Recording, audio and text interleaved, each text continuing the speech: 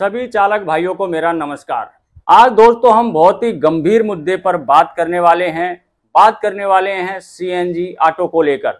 मेरे पास कई ऑटो ड्राइवरों के मैसेज कमेंट आ रहे हैं और वो पूछ रहे हैं कि आशु भाई, क्या हम अपने सीएनजी ऑटो को बेच दें, क्या हम इलेक्ट्रिक ऑटो ले लें। तो इसी प्रकार के मेरे पास बहुत सारे कमेंट आ रहे हैं और इसका कारण है कि दिल्ली में बहुत ही जल्द लगभग 3 महीने के बाद नई ईवी पॉलिसी आने वाली है। यही ईवी पॉलिसी दिल्ली के सीएनजी ऑटो चालकों के लिए जी का जंजाल बन चुकी है। अब उनको ये समझ नहीं आ रहा है कि हम अपने सीएनजी ऑटो का करें तो क्या करें। वो कंफ्यूज हैं, परेशान हैं कि ईवी पॉलिसी आने के बाद क्या सीएनजी ऑटो पूरी तरीके से बंद हो जाएंगे, क्या इसकी कीमत घट जाएगी, क्या इसको बेच देना अभी फायदेमंद है।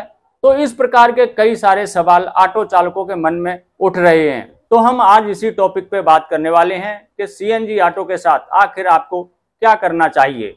तो वीडियो में आगे बढ़ने से पहले दोस्तों आपसे बस छोटी सी रिक्वेस्ट है, चैनल पर अगर आप पहली बार आए हैं या फिर चैनल को अभी तक सब्सक्राइब नहीं किया है तो सब्सक्राइब करके बेल आइकन जरूर दबा लें। और अगर आप हमें फेसबुक पे देख रहे हैं तो हमारे फेसबुक पेज को भी फॉलो जरूर कर लें, क्योंकि दोस्तों हमारे चैनल पर हमेशा ट्रांसपोर्ट से जुड़ी, आरटीओ से जुड़ी, ट्रैफिक डिपार्टमेंट से जुड़ी समस्त प्रकार की जानकारी सही और सटीक टाइम पर मिलती है।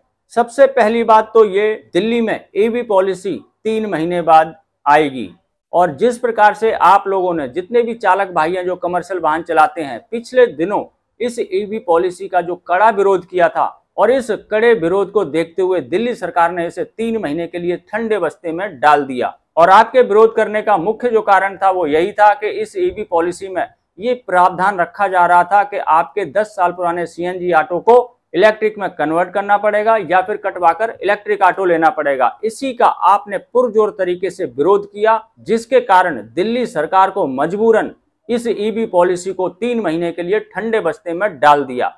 लेकिन ये हमेशा के लिए ठंडे बस्ते में नहीं पड़ी है, ये 3 महीने बाद दिल्ली में फिर से लागू होगी। और यही कारण है दिल्ली के ऑटो चालकों को ये समझ नहीं आ रहा है कि 3 महीने बाद आखिर क्या होगा। और वो बार बार कमेंट कर रही हैं, क्या हमें अपने ऑटो को बेच देना चाहिए, क्या सीएनजी ऑटो अब नहीं चलेंगे, क्या इलेक्ट्रिक ऑटो ले लेना चाहिए। और इन चालकों की ये जो कंफ्यूजन है वो वाजिब है, क्योंकि सरकार कुछ भी कर सकती है।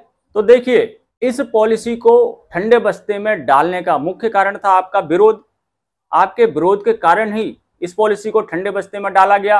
तो ये बात तो यहाँ पर साफ साफ पता चलती है कि सरकार को ये पता है कि अगर हमने 3 महीने बाद फिर से इस ईवी पॉलिसी को लागू किया और 10 साल पुराने सीएनजी ऑटो को कटवाने की बात रखी तो दिल्ली सरकार को फिर से चालकों का, ट्रांसपोर्ट यूनियनों का कड़ा विरोध झेलना पड़ेगा, जिससे विपक्षियों को मौका मिलेगा। और इस विरोध में सिर्फ सीएनजी ऑटो चालक ही नहीं, सभी प्रकार के जो कमर्शियल वाहन चालक हैं वो शामिल हो सकते हैं और एक बड़ा बवाल खड़ा कर सकते हैं। तो दिल्ली सरकार आने वाली ईवी पॉलिसी में, जहां तक मुझे उम्मीद है, जो 10 साल पुराने सीएनजी ऑटो की बात थी, जो प्रावधान था, उस प्रावधान को तो बिल्कुल भी नहीं लाएगी और सीएनजी ऑटो को पूरे 15 साल चलने का मौका मिलेगा।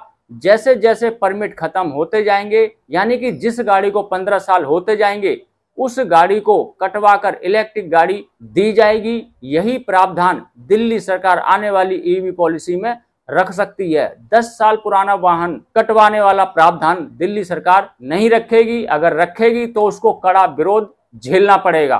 तो अभी फिलहाल 3 महीने तक, जब तक दिल्ली सरकार कोई भी फैसला नहीं लेती है, नई पॉलिसी के बारे में सार्वजनिक रूप से कोई नोटिफिकेशन जारी नहीं करती है, तब तक आप अपने पुराने सीएनजी ऑटो को बिल्कुल भी ना बेचें, क्योंकि डीलरों ने पुराने सीएनजी ऑटो की कीमत को कम कर दिया है। लगभग 1 लाख रुपए ऑटो की कीमत गिर चुकी है, आपको पैसा नहीं मिलेगा।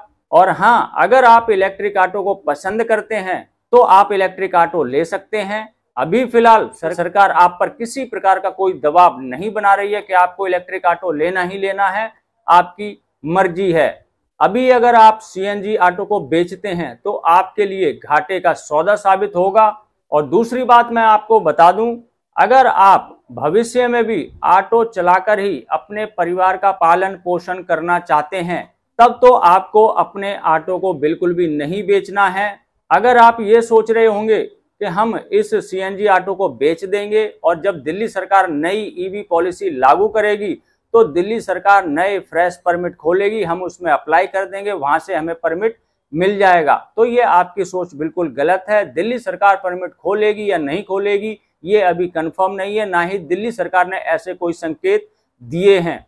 अगर कोई आपसे कहता है कि दिल्ली सरकार नए परमिट खोलेगी तो बिल्कुल झूठ है। ऐसा सरकार ने ना तो कोई बयान दिया है और ना ही सरकार की ऐसी कोई अभी मंशा है। तो अपने सीएनजी ऑटो को बिल्कुल भी ना बेचें अगर आप इससे आगे भी चलकर काम करना चाहते हैं, क्योंकि अगर आपके पास सीएनजी ऑटो होगा तभी आपको इलेक्ट्रिक ऑटो मिलेगा, क्योंकि दिल्ली के अंदर परमिट बंद है। अगर आप ऑटो खरीदना चाहेंगे तो आपको एलओआई चाहिए होगी, आपके पास पुराना ऑटो होना चाहिए, तभी आपको इलेक्ट्रिक ऑटो मिलेगा, वरना आपको इलेक्ट्रिक ऑटो नहीं मिलेगा। तो जो लोग भविष्य में ऑटो चलाकर ही अपने परिवार का पालन पोषण करना चाहते हैं उनको तो अपना ऑटो बिल्कुल भी नहीं बेचना चाहिए।